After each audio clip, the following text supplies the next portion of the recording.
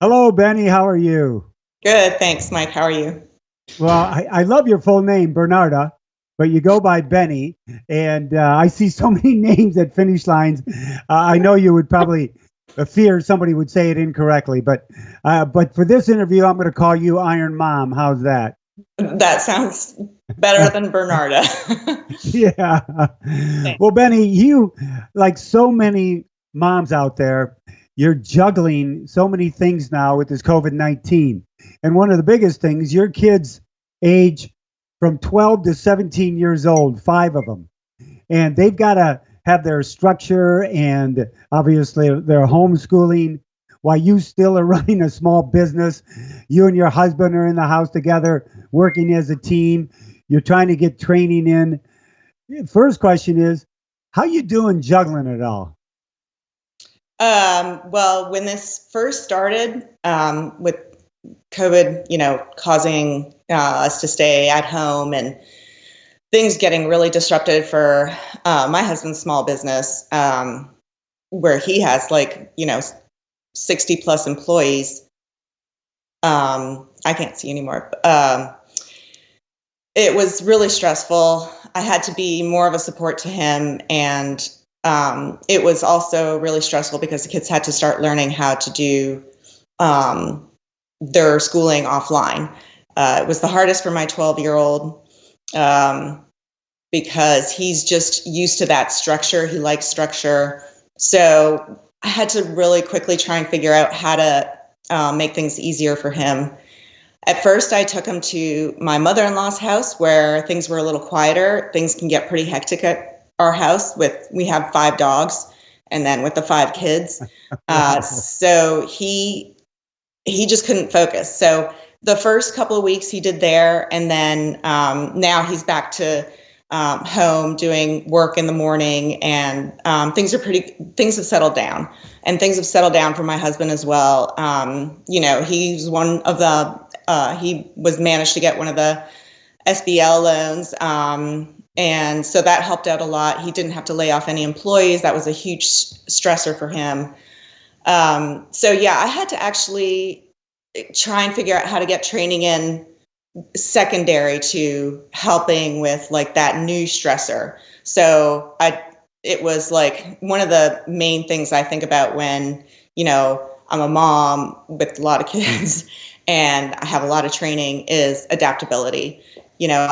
There's just not one way of doing everything right. So today might not be the same as tomorrow. And that's probably one of the biggest things, is just being able to adapt. And it's kind of like the same as an Ironman, where something's going to happen during a full Ironman. And you just have to figure out, it's just like you just are constantly solving problems. And so it's kind of the same thing. It can be a day of surprises, as you know. And you're an accomplished, you're a 2-time Kona finisher. You won your age group at Ironman New Zealand and Ironman Victoria Gasteiz, but I'd be remiss if I didn't say to the audience what had happened last year at Ironman New Zealand. Well, Benny won her age group, had a great day. As a matter of fact, I think you might have gone sub 10 hours. Did you go sub 10 hours there in New Zealand? I did 9:53 and with a 5-minute penalty, and I managed to beat the course record, which was for my age group, which was held by Samantha Bradley, who's one of the big New Zealand athletes. She's incredible. This is a mom of 5. It just amazes me because there's so many Iron moms out there trying to juggle. But then we have the roll down the next day to qualify for the people to be able to have the slot allocation to go to the Ironman World Championship in Kona. And I called your name because you won your age division and you won the slot. Then I called your name again. Then I called your name for the 3rd time, and there was no Benny in the audience. What happened? Well, I wish I could say that there was a car accident and I was helping some person on the street, but that wasn't the case. So because I had gone to Ironman New Zealand the year before, I just thought that the ceremony was going to be at the same place the year before. I actually checked my notification on my watch, but I didn't open it. So I didn't happen to read farther down. Actually, the 2 locations kind of start with the same name, but have different last name parts. And so my husband and I went to the other place. There was about like 20 other people there. And we got there and I was like, oh my gosh, it's not here. And I have 5 minutes to get to the other place. And the other side of town. Yeah. My husband kept was like, don't worry. We'll start with the young people. Just start walking. I'll go get the car, because I could barely walk after doing an Ironman.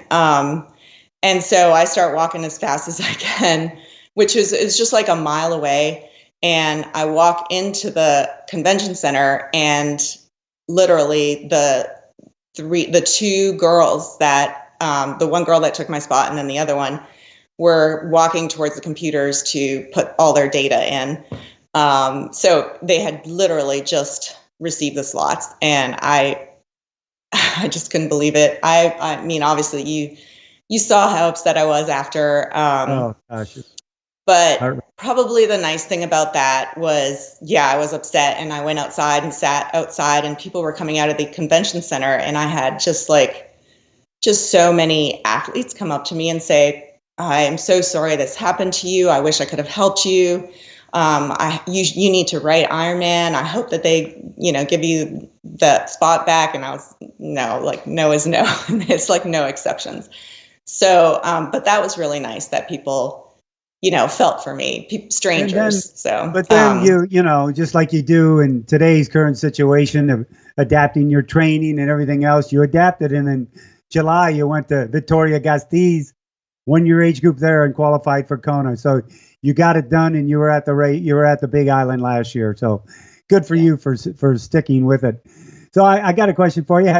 I think I asked you earlier, yet you haven't done it yet, the Ironman VR series. I don't know because of time, but are you interested in jumping into that? Because you certainly should.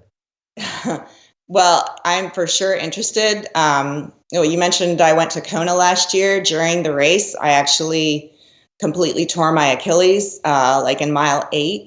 And so when I returned to the mainland US, I immediately had surgery, and I'm still, rehabbing. Achilles surgery is super hard to come back from. So I am actually signed up for Ironman Arizona, which is in November. Hopefully we'll have to see how if it plays out. If it does, it's probably going to be really, really different format. But that's kind of like my main focus. That's why I'm being super cautious with, entering any VR races. I do like to watch. It's very entertaining because, you never really get to see how the power the pros put out, and just their commentary afterwards or during. It's pretty funny. So I do enjoy that. Pushing if I can, watts, it's ridiculous. Some of the watts they're pushing. I mean, just absolutely ridiculous. Yeah. Well, I've got a question for you that I think a lot of moms out there would want to hear. What is your advice to all the mothers out there who have been, my daughter's homeschooling and trying to hold down her job, and it's a stressor. What's your best advice you can give to them who want to keep the training up, but yet they've got 12-year-olds like you that need extra effort and extra work? What's your advice to them? Teenage girls. I have like teenage girls too, which is like really hard. So I'd say there's 3 main things. One is, like I said, adaptability. No day may not be like this the next day or the next day. So it's constantly trying to figure out what's going to work that day, and being okay with making mistakes. And that is one of the things that I think is, other than unconditional love and support to my kids, the best thing I could give them is them being able to see me make mistakes. So be that in a race or like everyday life. If they see me make a mistake, they certainly laugh, but they get to see me try and figure out how to do it better. So there's that adaptability and being okay with making mistakes. And the last thing is, my family and I, we just constantly laugh.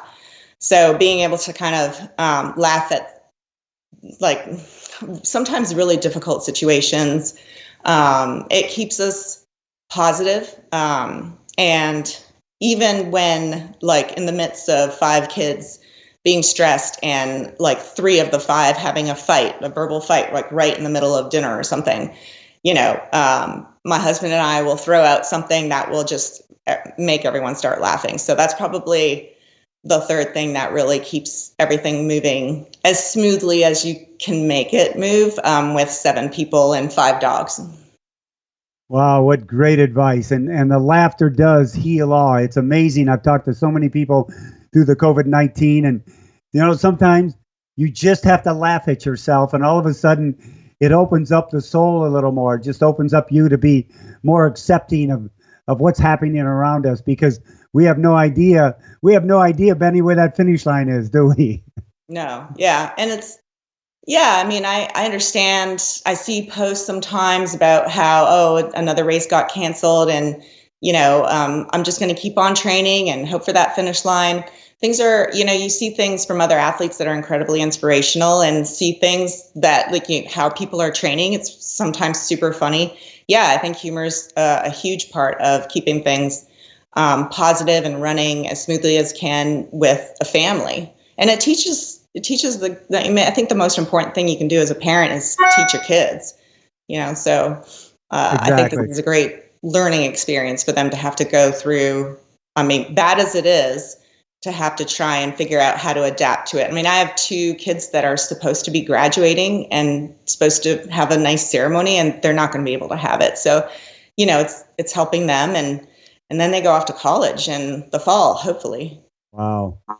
Well, Beni Thompson, you're a strong individual, and this is what I want to do for you to end this. Beni, you are an Iron Mom.